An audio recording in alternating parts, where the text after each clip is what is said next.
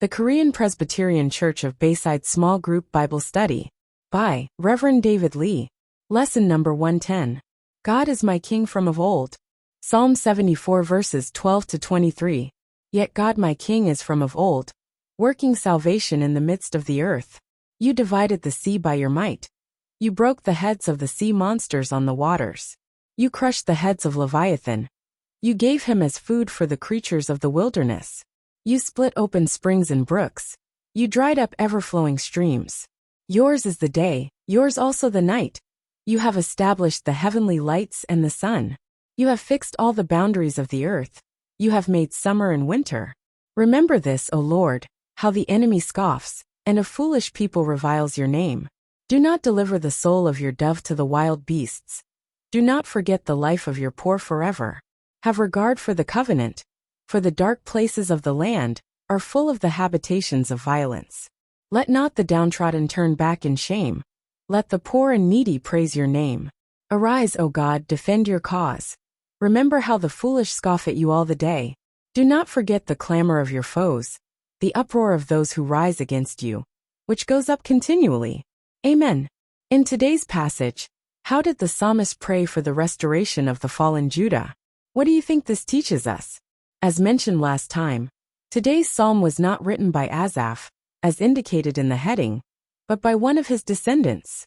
The first half of Psalm 74 expressed the question believers had as they witnessed the fall of Jerusalem and the destruction of the sanctuary. They asked how long Babylon, which did not believe in God, would mercilessly slaughter Israel. As the psalmist saw Babylon destroying them with such cruelty, he wondered if Israel would ever be able to recover from this. This shows that even believers sometimes feel as if they cannot recover when they encounter a situation, and this may lead them to be dismayed. But the psalmist realized something by God's grace. He was able to hope again when he recalled what the Lord had done for Israel in the past.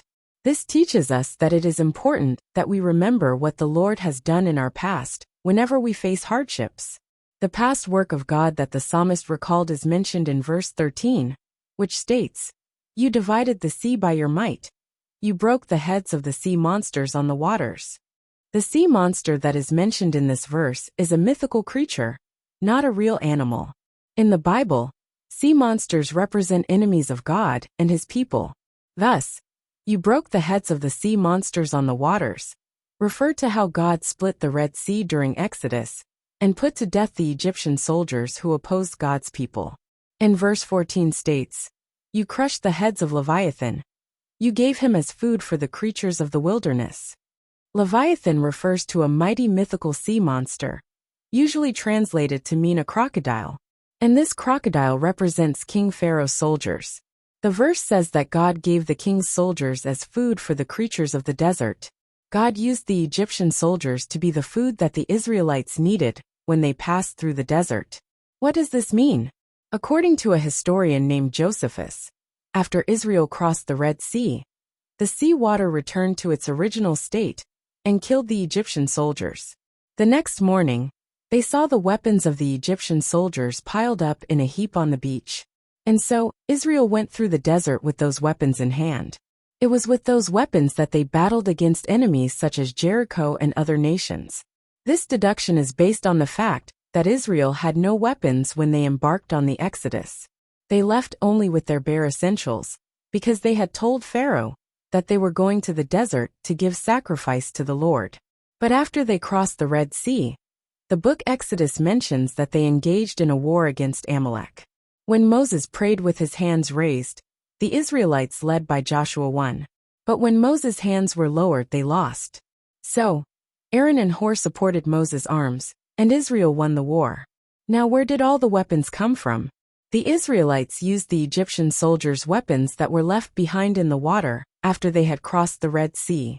In this way, Israel passed through the desert, using those who harassed them as food.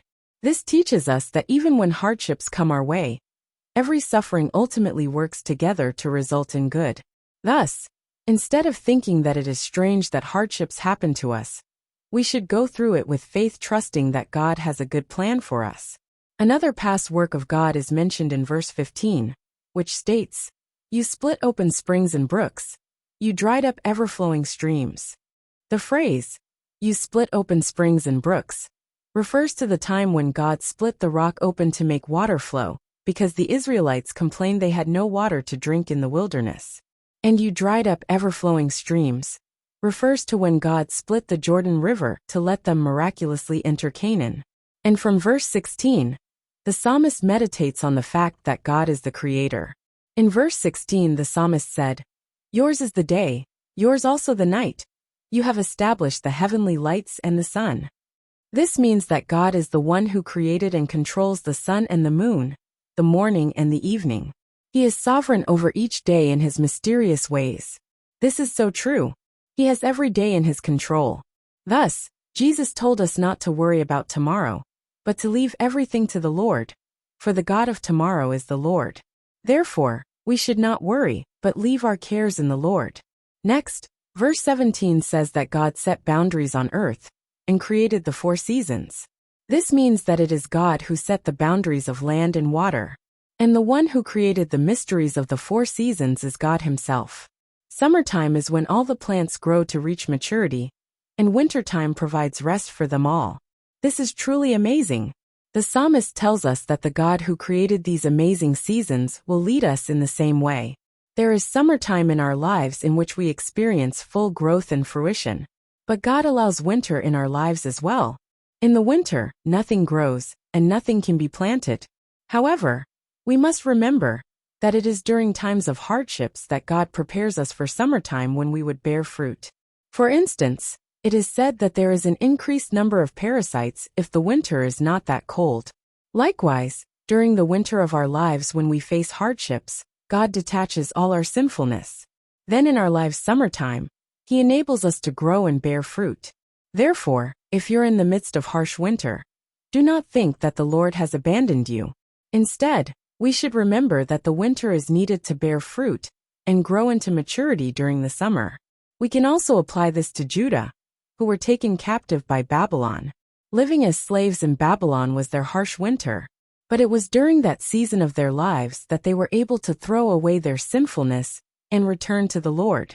Hence, the psalmist expressed his hope that Israel will be restored by the mysterious providence of God.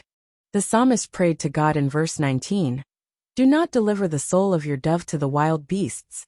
Do not forget the life of your poor forever." A turtle dove lives in the wild, so it is unable to protect itself. This represents Judah. Hence, the psalmist was asking God not to let Babylon completely take over Judah. And in verse 20, he asked God not to forget his covenant, that God would restore them if they prayed. This prayer was answered. Although Babylon took Judah captive, they did not enslave the Israelites because God brought them back home to their country. Therefore, we should remember God's will and pray when we are faced with hardships. And we must never forget that the Lord can deliver us, no matter how difficult our situation might be. Have your prayers been answered when you prayed about an impossible situation? Let us share our accounts with one another. Let's share what we have learned and determined to do through today's word.